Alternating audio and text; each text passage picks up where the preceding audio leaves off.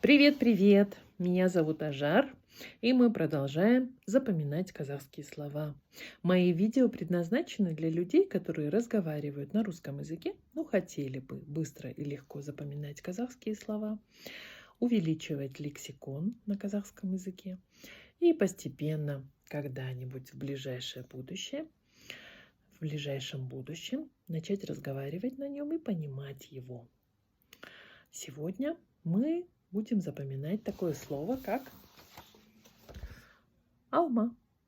Алма – это яблоко. Ну, я думаю, что многие, может, знают, а многие, может, и не знают. Неважно, мы его сегодня будем запоминать. Для того, чтобы запомнить какое-то слово, нужно посмотреть на его картинку. Ага. Ну, в данном случае картинка или посмотреть на сам предмет. Вот. Пишется и выглядит это слово на казахском вот таким образом. Произношение не очень сложное. Алма. Алма. Ну, даже столица, в принципе, Казахстана до какого-то времени была Алмата. По версии, я не историк, но говорят, что Алмата – это типа как Алма-Ата. То есть Ата мы с вами уже проясняли. Это означает слово дедушка. Вроде как отец яблонь или отец яблока. Но на самом деле немножко другое все, другое происхождение слова Алмата. Поэтому нынешнее произношение слова Алматы, Алмата, это более правильный вариант. Ну вот, алма – это у нас яблоко. Яблоко. Ну, здесь в данном случае зеленое яблоко. Ну, есть красные яблоки, всякие разные яблоки. Алма. Теперь давайте составлять предложение со словом алма. Я, например, люблю есть зеленые алма. Есть и желтые алма, есть и красный алма, есть и розовый алма. Самый знаменитый сорт, который растет вот в районе Алматы, называется сорт алма, который растет здесь, называется апорт. Раньше в детстве, я помню,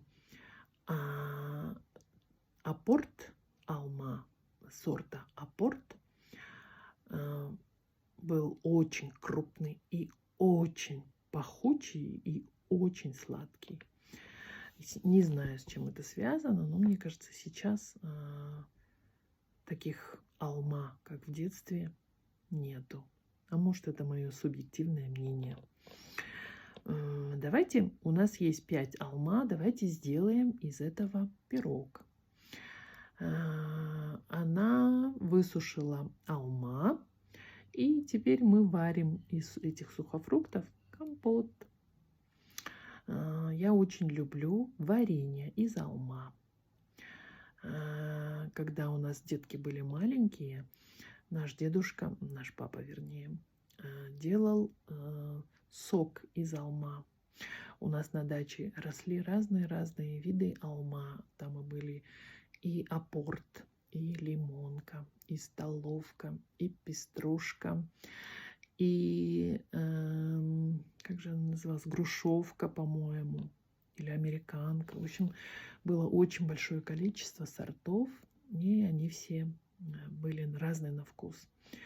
Вот я сейчас вам рассказываю про алма, и у меня даже вот во рту я прям ощущаю вкус алма сорта лимонка.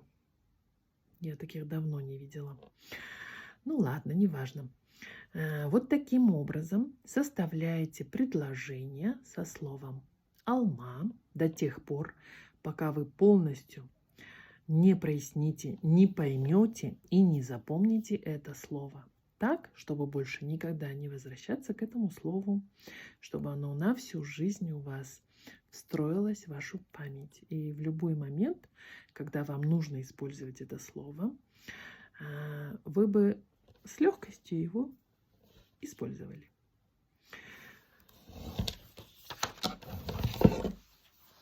Так что